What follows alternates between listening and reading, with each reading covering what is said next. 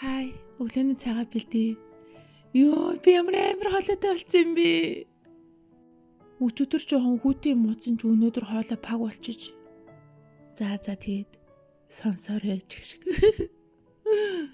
Сая нөхөр хүү хоёр ажил хичээлдээ явах гээд гаргаж ирсэн чинь хүү нөгөө гутлаа өмсгчөхдөө ингээд гутлынхаа муухай уулыг өмнөн дээрээ тавиад исэн байхгүй юу? Тэнгүүд нь би жоохон загинцсан. Тэгсэн чинь амар муухай хоолойгоор загинцсан байхгүй ялцчихгүй. Бүр амар ингээд чанга дуугарч байгаа шүү дээ би загинахын тулд. Яах гэж чи ингээд дий хамаг өмдөө халтуртуулаа ячлаа. Яа гутлынхаа уулыг ингээд өмнөн дээрээ тавиад ан чи гэдгээд жоохон чанга дуугаар загинцсан чаа. Ялцчихгүй надад ч тэг яг мэдрэгцсэн байхгүй амар муухай хоолой за. Йоо. Тэгсэн чинь хөргөө хоёр над руу амар гайхаа хараад исэн. Тэнгүүд намайг цаашаа галзуух руу ирэхсэн ч үхүү. Ээж намайг загинсараад хоолой нүвтчиж гээд. Нөхөр бас гарахаас өмнө чи яас уурш үрцэн юм уу? Тэгээ бүр голынхоо хоолойгоор хашгираад гэж хэлсэн байхгүй. Тэгсэн чи би тэгсэн та хоёр угаасаа хүний уур хүрхсээр агаад хоолой өвтгөө ачлаа гэж тэгсэн. Тэгсэн чи нөхөр чи нөгөө 10 жилийн багш нар шиг болсон биз дээ. Анги доор загинсаар агаад хоолой нүвтчдэг гэж тэгээд шоолоод исэн. Өнөөдөр бүр амар бан шидмэр санагдаад захиалаад идчихлээ. Өчигдөр баг би банш зүүдэлсэн баха. Гэтэ манай фитнесийн нэг охиноос болж байгаа. Тэр амар зэвүүн за. Дандаа хүнийг уруу татдгийн. Би одоо фитнест яваад за 6 сард бүртгүүлсэн гэдэг чинь одоо баг 5 сар болсон биз дээ. Тэгсэн ирний бүр хөрхий нэг ч хэл хаяагүй за. Ёо. Гэтэ би фитнес хийдгүй зүгээр бүжиг, йог, зумбад явдیں۔ Анхнаасаа гэхдээ багш нараас асуужсэн л да ингээд энэнгээр ингээд турах уу гэд тэгсэн чинь багш нар энэний хажуугаар хоолой хинжиж жигаас нь хэрвээ хоолой хинэхгүй бол чи зүгээр л уян хөдөлгөөнтэй тарган эмхтэй хэвээр үлдэн ч гэх юм уухай. Тэгээд би уг нь хоолой 20 гэж утсан. Тэгсэн чинь фитнесийн нэг амар балер багийн албар охин байдаг за. Дандаа хоол ярьдаг. Бүр дандаа. Фитнест ингээд ирчээд уцаараа оролдоод идэг байхгүй юу? Хичээл эхлэхээс өмнө. Тэгэд би чи юу гэдэг ангингууд дандаа ингээ хоол үтцсэн байж идэг за. Тэгэд юугаа үзээд ан гэд тэгэхээр одоо би фитнесэд хараад юу идэх вэ гэдгийг харж ийн гэ дандаа тэгж идэг. Тэгээд дандаа хоол ярьж идэг. Тэгээ тийм яриг нь сонсоод байхлаар би бас хоол идмэр санагдчихдаг за амар ядаргаатай. Шууд ингээд амар нөлөөлдөг. Энэ 5 сар өрн би хоолоо хинаагүй шалтгаан энэ охинж байж магадгүй. Бүр амар хорон нөлөөтэй. Тэгэд ингээд фитнесээ дуусгаад ингээд сайхан ус мусанд оржонгууд хажууд за би гэртээ очингуудаа гомн төшил захиалж ядна. Дахианы махны мүүлэн энтергээл яриад байдаг за. Тэгэд би угаасаа халуун ногоотой амттанд дуртай болохоор гашуун шилтэйг сонгоно энтергээл яриад байдаг байхгүй юу.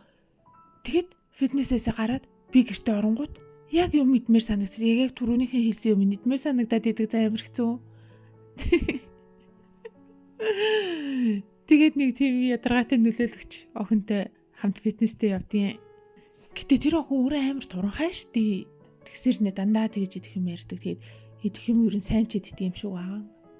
Тэг өчигдөр бүжгэн дээр үсэн чинь одоо энэ 5 дахьт өвөл эхэллээ. Бан шиднэ гэдээсэн баггүй юу? Хятад ер нь өвөл эхлэхээ бан шидтийн энэ 5 дахь чинь одоо өвөл эхлэх өдөр буюу нарны 24 улирлын нэг нь баггүй юу? Ер нь яг өвөл эхлээд амьтад хичээндээ ороод хүмүүсчтэй 100 хувцсандээ ороод хятадууд нэг айхтар том баяр биш юм а гэхэд өөрсдийн гэсэн бяцхан уламжлалтай байдیں۔ Бээжинд бол их хөвчлэн хүмүүс нь бан шидэд байдیں۔ Тэгээд усан чансан байш халуунаар нь идээд ер нь өвөл эхэлсэн гэж үздэг. Тэгээд банш ч өөрөө нэг тийм чихний хэлбэртэй шүү дээ чих шиг. Тэгээд бан шидэд энэ өвөл чих манд арахгүй дудлаахан өвөлж чадна гэсэн утгаар хүмүүс нь өвөл эхлэх өдрөөр ингээд бан шиддэг байхгүй юу? Тэг өчигдөр бүжгэн дээр тэр охин болохоор одоо манайх 5 дахь өдөр ээжтэй хамт би бан шийнэ. Ээжинд очино. Тэгэд би махтай бан шиднэ, нүндгтэй бан шиднэ, жууцаатай бан шиднэ гэл амар олон юм яриад байсан байхгүй юу? Тэгээ манай ээжин бан ш өстой гоё амттай. Манай нутгийн онцлог угаасаа гоё амттай бан ш энэ төр гэд яриад байсан чи би фитнесээ тарж орж ирчээд бүр баншаар өссөө за.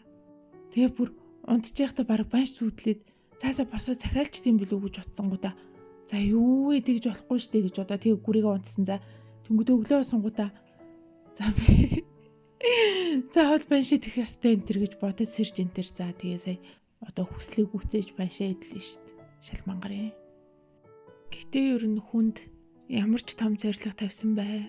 Өөрийгөө яаж ч ингэж чиглүүлж зоригжуулсан бай. Ер нь бол орчин тойрны нөлөө маш их нөлөөлдөг. Тийм ч гэдгийг маш олон судлаачид ярьж идэг.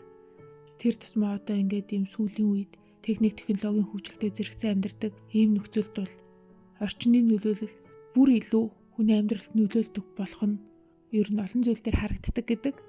Тэгэд нэг өөрсдийнхөө багтаа ч юм эсвэл өмнөх байсан шигэ хүн өөрийнхөө зорилгын төлөө явж байхад тэгэд бусдын юу гэж ярих нь юу гэж харах нь хамаагүй ш тентэр гэд. Энэ бол ер нь бодит байдлаас бас нэлийн хол одоо тийм зөв биш ойлголт гэж боддог. Тэглээгээд уруу татагдана гэсэн үг биш л те. Гэтэ ер нь бол нөлөөнд автчихдаг гэсэн утга. Одоо ч тэгэл хүний анхаарлыг татах гэсэн, уруу татах гэсэн, зөндөө олон маркетинг, янз бүрийн зүйл хүнийг өөртөө татах гэсэн ийм үйл ажиллагаанууд байхад тэр болгоныг үгүйсгээл хүн өөрийгөө л шийднэ гэсэн нэг ийм бодол нь ер нь бол баг амжилтгүй. Ер нь бол өстой ч өөрөөргөө хуржаал хэрэг болох байх. Гэхдээ би өөрийнхөө өнжигээ хасаагүй өмөрөөгүй шүү. Энэ бол цэвэр миний ялагдал. Миний л асуудал. Гэхдээ ер нь тэгэл гэрээс бусд одоо ажил, сургууль, бусад орчинд айгүй их нөлөөг нь авдгийн. Ер нь гэхдээ тийм болохоор л их сургууль айгүй их өрсөлдөөнтэй, үнэхээр хүнийг сургадаг газар гэдэг баг. 24 цагийн хэдхэн цагт нь л хичээл орж байгаа шүү дээ. Яг өдөрт нь ингээ хичээлүүдийн кредитүүдийг хуваагаад ингээд зоовол хамаагүй бага байгаа. Тэгээд яагаад үлцэн хугацаагаа оюутан ингээд сургууль дээрээ өрсөлдөөдөд ингэхлээр бусад хүмүүсийн нөлөөллийг авчдаг. Тэр тусмаа нэгтдийн нэг одоо энэ судлаач оюутнууд магистр докторийнхан бүр багшийнхаа сургуулийнхаа тавьсан шаардлагаас нэг их айдаггүй. Бусдынхаа амжилтаас айгаад идэг гэдэг за. Өрсөлдөөний хүн босго нь баг ангийнхан хүүхдүүд, сургуулийнхаа хүүхдүүд болчдаг.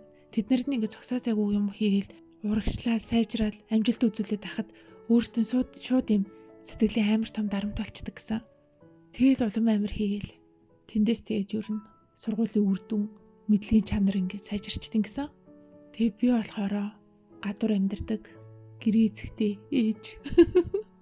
Сурагчдын дотоод өрсөлдөөнөөс харьцангуй холоор. Гэтэ юу н амар нөлөөлдөг юм аа. Өмнөх хамгийн сүүлийн ажил дээр л гэхэд ажлын нэг залуу дандаа ингээл ажлаа шүүмжилдэг заа. Ажлын орчныг дандаа шүүмжилнэ. Над дээр ирээд миний ажлыг хүртэл шүүмжилчин заа. Чамд энэ чи юм онцгүй санагдахгүй нөө? Чамд арай их ажил өгöd юм шүү. Чи ганцаараа энэ болгоныг хийж чадах юм өнтер гэл. Тэгсэр хүнд нөлөөлүүлсэн амар байлаар. Нөхрийн бас нөгөө нэг ажил дээр нийлдэг найз нь байсан гэсэн. Тэгээ тэрэндээ болохоор ер нь ингээл ажлаас гадуур ажлынхнаараа караоке энтерт ороход тэр хоёр ингээл илүү дотно дуулж муулаад ажлынхаа нэг өдрийн цайны завсарлагаараа хамтдаа сакс тоглодог. Тэгэд юу н арай жоохон дотно. Гэтэ тэр залуу нүүнх сул тал нь болохоор ажлаа бүр цогсоо зайгүй муулдаг. Тэр хоёр болохоор нэг хэсэгтээ ажилдаг гэсэн байл да. Тухайн хэсгийнх нэг 10 залуучууд бүгдээрээ тэрэнд амар юм дургу ханддаг. Хэдийгээр хөөрхөн ааштай ч гэсэн ажлын орчин, ажлын бүтээмжийг ингээд муутгаа сулруулад байна гэд тэгсэн чинь хэдэн сарын өмнө тэр нь өөр хилтэслүү шилжчихсэн за.